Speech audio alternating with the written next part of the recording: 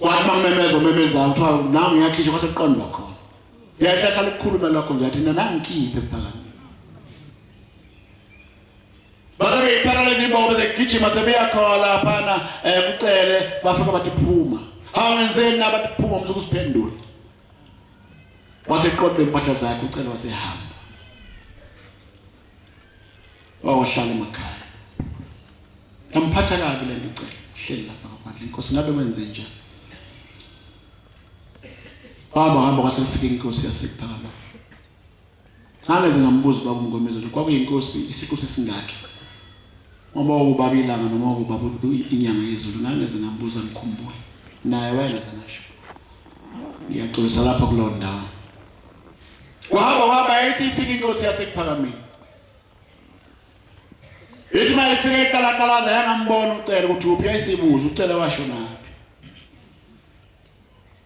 Bakhona abantu abanenhlanhla enjalo abanye abanayo. Abanye uma iphumile yaphuma unomphela kusale kanjalo kuphele kanjalo. Omunye kodwa inkumbulo sePhakama uyamkhumbula. Uma yemsulwa engenzanga ukuphambuka kaNkulunkulu. Nami sengathi ngaba nenhlanhla enjalo nawe mfowethu sengathi ngaba nayo. Uthi masiphambuka kaNkulunkulu sikhumbulane ngibuze ngithi kodwa washo naphi ucibana ngisambona. Ngabe kwenze njani? Na ngaphesheya kwethu noma sesifikile khona sesihle njengoba sihlele kanjena sathi naphambuka kaNkulunkulu ngane ngaphesheya kwethu singaphinde sihlale kanje mase sidlule emhlabeni. Uma ngifika khona ngambona bese ngiyabuza. Unjiyela konje washo naphi? Kwenze njani? Imama sasingakwenza kodwa lokho. Nomuntu sonda naye ethempelini, muhle mayeseze ethempelini ezosondela yena ngokwakhe. Uma esehambile, akekho akabuza ukuthi usibanibani washo naphi. Sibe sithi usashubuka lo. Uhlangane nalo edolobheni eBhemogwayi. Mhlangane nalo nkosikazi ethola imithwalo ngeSabatha.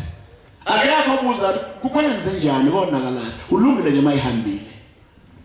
Akuyona inhlanhla enhle. Saka ngamthola umuntu ngoyedwa leyobuza usibanibani washo naphi. Ngoba izulu esilifuna abantu bangcwele liyabanjiswana. Yathi mayifika inkosi ePhakama yasibuza ucela washo naphi kodwa baba wahamba wona yena emlanda. Wayehlala ePhakameni wayibekewe khona. Waselanda ucela wesifika. Yayisimbuza inkosi wonana akangakhumbula ucela wonana wagcina ubahlanjululwa waseyabuya. Kwana inhlanhla nje wahlala ePhakama. Lapha ekade ebekwe khona amen. Wahlala ucela ngaphakathi emzini wasePhakama. Kanti njengoba esebuyile nje esethethelelwe kubuye isidumbu inhliziyo kacelisela ngaphandle. Uyazibuza ucela ukuthi konke khona ngeze ngihlanjulule ngangade ngoneni. Kwakade kudlalelwani ngami. Nangixhashazelwani. Inhliziyo yahlala ngaphandle wangaphakathi ucele wayenza imisebenzi inhliziyo inamandla kunomzimba. Yahlala ngaphandle inhliziyo kaCele yahlala nomphela kwazi ukuthi ekugcineni yamlanda ucele wagcina washiya umzini wasePhakama. Lapha esehlanjululwe khona. Wathi ngiyahamba ngibuyela ekhaya kwakugangwa ngami wahamba wafika wahlala ekhaya. Kanishele ekhaya nje sekufika izinsuku zokufa. Waseyagula ucele wathi mayezohamba emhlabeni. Kwase kufika insizwa zalapha ePhakama. Ubaba uMngomezulu umfundisi wayemshumayela ngaso sikhathi. Nobaba uMdluli walapha eMaqedini. Ongasekho wayemshumayela. Zazi umvakashela lezizwa zahamba zafika zamthandaza. Zamthandaza zaqeda. Ukukhunjulwa. Ucela waba nenhlanhla asazi noma nathi nobusoba nayo yini. Bathi masibethandaza baqeda sebehamba wayesethi hawo ngiyabonga bafowethu. Ngiyabonga ungikhumbula mina. Kukhona kodwa ngifuna bangitshele khona. Ngiyobani ngithandaza nje bafowethu. Yebo ngiyabonga kodwa sengiyahamba emhlabeni. Kodwa umzima kakhulu ukuthi mangifa lapha ngiyikhaya. Uma ngihamba lapha ngizokumbona uShembe. ngoba ngiyephula izwi lakhe ngamandla enhliziyo. Sho njalo ngicela. Kuyayenza kufike kushini. Ngoba ungaqondi uba ngikhuluma ngenhlanhla yakhe yamehlelo. Mhlawumbe ngizoyidina lapha indaba kacela. Kodwa wayesephumile yena. Wayekwenza ukuthandayo. Uma inkosi yasekuphakameni ithi nasi indawo lapho ehamba khona nje. Njengoba eselapha ekhaya nje la amagwaba abafikele khona lapha ekhaya. Okungcwele kufikele khona lapha ekhaya kufikele unyinda. Angisho ukuthi amathempeli lawa kwakhona amathempeli. Akude aqhelile. uNkulunkulu uyayithumela ingelosi zakhe. Kodwa mase lapha nje afikela khona lapha ekhona. Munye umuntu engimaziyo owakwakhulula. Uyakhuluma wakhona baba la Mhlambululi waseSelizweni uMngomezulu. Uyise wayebeka umzini wasekuphakameni. Kodwa kakade umuzi wasekuphakameni. Shinkosi baba omkhulu. Athi mntana wami uyogada lo muzi. Sho njalo uMngomezulu. Kodwa kufanele mntana uba uhambe na uphume uhambe kwezinye indawo zikaNkulunkulu lapho uNkulunkulu yobe khona fanele uphume. Wathi kodwa mntana wami nawe uphuma. Kufanele uba kubone zonke indawo ngifike ngubhale nawe indawo zikaNkulunkulu ngikubona usehlangakazi ngikubona useMkhayideni ngikubona useBethmisiya ngikubona useJudiya fanele kubona zonke indawo kodwa wena ngubeka lapha uyiphuma uya ngaphandle kodwa mntanami ngiyokubhala phambi kaNkulunkulu ukuthi waya khona ungayanga uMngomezulu kuphela wathi lo nhlanhla engimaziyo kodwa thina kuthiwa silandele ushembe lapha ekhona Ntola abahlali inkosi sephakameni ngithe sihamba indlela enkulu wangibiza kusingezwi lakho la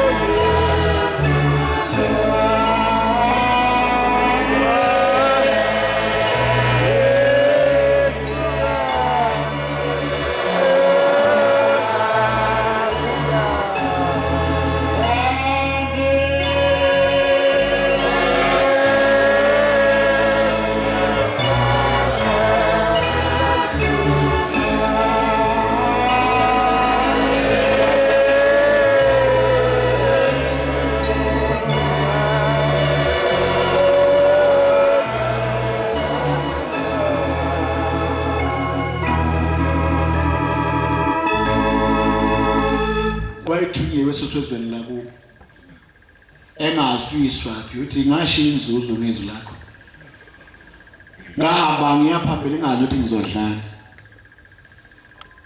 ngashiya kudla ngashiya ingane zami kwakukuhle kwakumnandi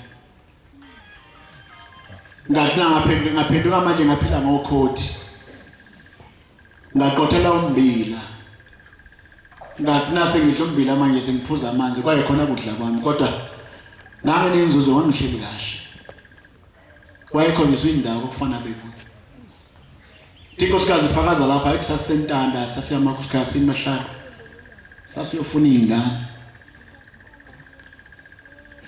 sahlala entanda sibekiwe khona kuthiwa abantwana bathola uthi ngelila wase kufika isikhathi uthi sasingazelele uthi sathi sizwa kwase kukhuza ungcwele kanti sekufika inkosi sekuphakamile uthi sathi siphuma masinyana sesiya khona sesigijima uthi wayesethi apho lamakhosikazi alapha ekhaya azofuna ingane uthi asefuna masinyana azatholakala kwatholakala amabili awapha amanye amathathu na kwathiwa inkosi ahambile asekubaliyeni babo asedolobheni aseThekwini hawaseThekwini naye indaba kaNkulunkulu iyancikisela mhlawumbe abahambe kahle nje ngoba laba bafuna mhlawumbe nemali kodwa uNkulunkulu akakuthanda uthi ke nacela ingane bengilethe ingane uNkulunkulu anayicela kuyena ngilethele zona namhlanje uthi ke lenkosikazi wayesethi uzonishiyana izingane ezisihlanu ngoba okuphuma uNkulunkulu abekusabuyele emuva lezi zalabantu amakhosikazi amathathu sengizoyinika mina nini khona abanye sebozala ingane ngayimbili kwaba khona abantu abazala amawele lapho sho njalo inkosikazi afakaza ngoba bebekiwe endaweni kwathi wahlala lapha kule ndawo naye kuyindawo ayikhona amazwe akwala amakhosikazi laba bengahlala khona bathandaza inkosi sicela ingane uNkulunkulu abehlisela kodwa wakhetha abayindawo ethile ethandwa nguye noma singayisabi indawo kaNkulunkulu into labahleli inkosi ephakameni uNkulunkulu asephakameni isikhathi esinciphisile ngiyabonga amazwi shawo bangipha wona amabili amathathu Nkosi busini kuzulela ngizacela basivale umsebenzi kaNkulunkulu ngengoma 203 emva kwawo sobuyisela kuba abefundisi basikhamazo lesibuso soNkulunkulu wasiphakameni Nkosi busuphakama kwangcwele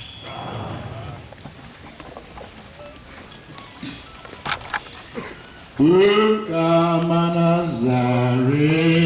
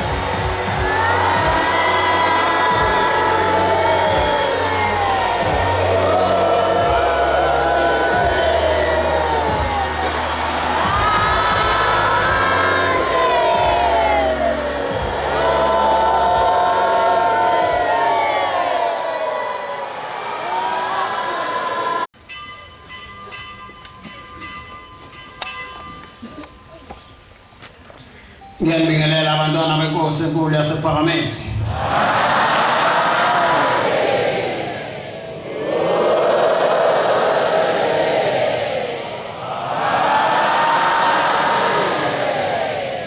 Konje sabatha lasemini siphathela umfundisi uCwenza waseNhlanzini Temple endwetwe inkosi zimbusise.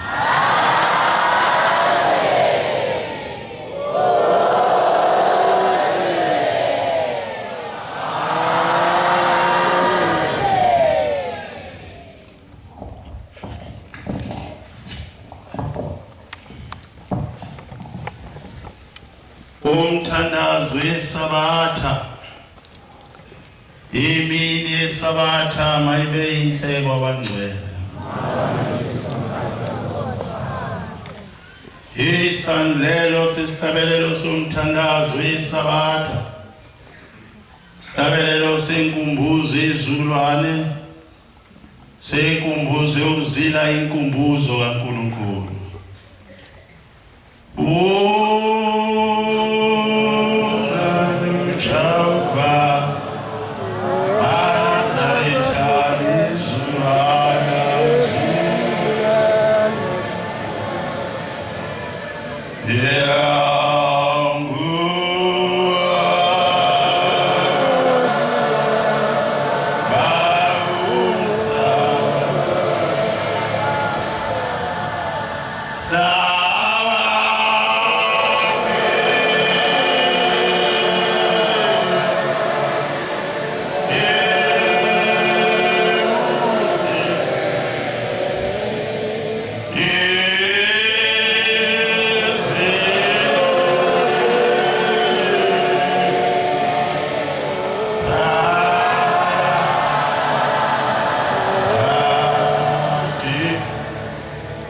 Yeah.